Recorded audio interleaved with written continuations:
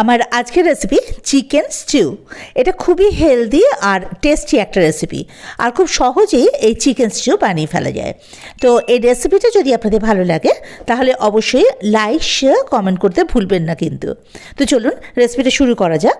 এর জন্য আমি চিকেন নিয়েছি 750 থেকে 800 গ্রাম মতো। তো চিকেনগুলো আমি খুব ভালোভাবে ধুয়ে নিয়েছি, আর অবশ্যই হাড় শুদ্ধ চিকেন নিয়েছি আমি। আর এদিকে নিয়েছি পেঁয়াজ, রসুন, আদা।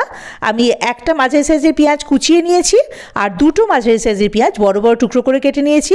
রসুনও 5-6টা কুচিয়ে নিয়েছি, আর 10-12টা রসুন গোটা রেখেছি। আর আদা 1/2 ইঞ্চি কুচিয়ে নিয়েছি। আর সবজির মধ্যে আমি নিয়েছি আলু, পেঁপে, গাজর আর বিন। সব সবজি আমি লম্বা লম্বা করে কেটে খুব ভালো করে ধুয়ে নিয়েছি। আপনারা সবজি যে যতটা পরিমাণ খান পরিমাণটা কিন্তু সেই মানে বুঝে নেবেন আর কি। আর অন্য কোনো সবজি যদি অ্যাড করতে চান তাহলে অ্যাড করতে পারেন। তো আমি এ কটা সবজি দিয়ে রান্নাটা করেছি। প্রথমে আমি ওভেনে কড়াই বসিয়ে নিয়েছি, আর তাতে দিলাম 2 টেবিল স্পুন মতো সাদা তেল। তেলটা যখন গরম হয়ে যাবে তখন ফ্লেমটাকে মিডিয়ামে করে আমি আগে ওই রসুন কুচিটা দিয়ে দেবো আদা কুচি। এবার একটুখানি নাড়াচাড়া করে এর মধ্যে পেঁয়াজ কুচিটা দিয়ে দেবো। এবারে সব কিছু একসঙ্গে ফ্লেমটা হাই করে দিয়ে ভালোভাবে নাড়াচাড়া করে নেব, জাস্ট পেঁয়াজের কালারটা একটু চেঞ্জ হওয়া অবধি। মানে লাল লাল করে কিন্তু ভাজবো না পেঁয়াজ। দেখুন পেঁয়াজের কালারটা চেঞ্জ হয়ে গেছে, স্বচ্ছ হয়ে গেছে পেঁয়াজটা। ব্যাস, আর ভাজার দরকার নেই। এবার এর মধ্যে আমি ওই চিকেনটা যেটা ধুয়ে রেখেছিলাম সেই চিকেনটা দিয়ে দেবো। এইবারে সব কিছু একসঙ্গে মিলিয়ে কয়েক মিনিট একটু ভালো করে হাই ফ্লেমে ভেজে নেব।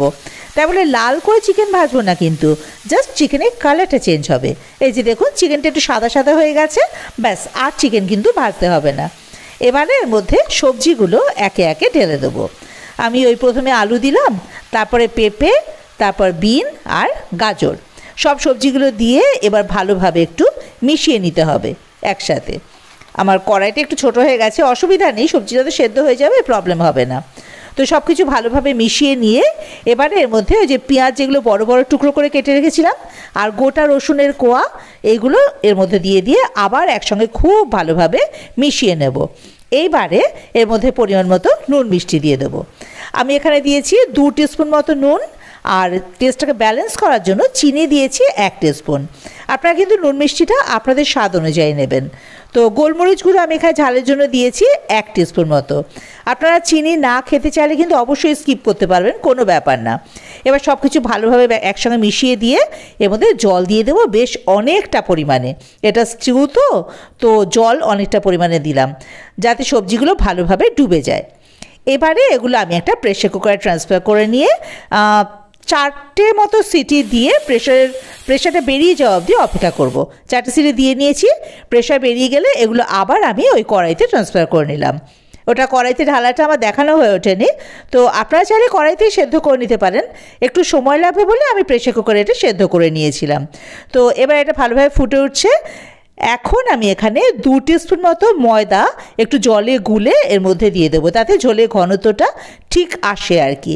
একদম ট্যালট্যাল করে তো পাতলা, তো ওই ময়দাটা দিলে ঝোলটার ঘনত্বটা খুব ভালো লাগে। এই যে দেখুন রেডি আমাদের চিকেন স্টিউ।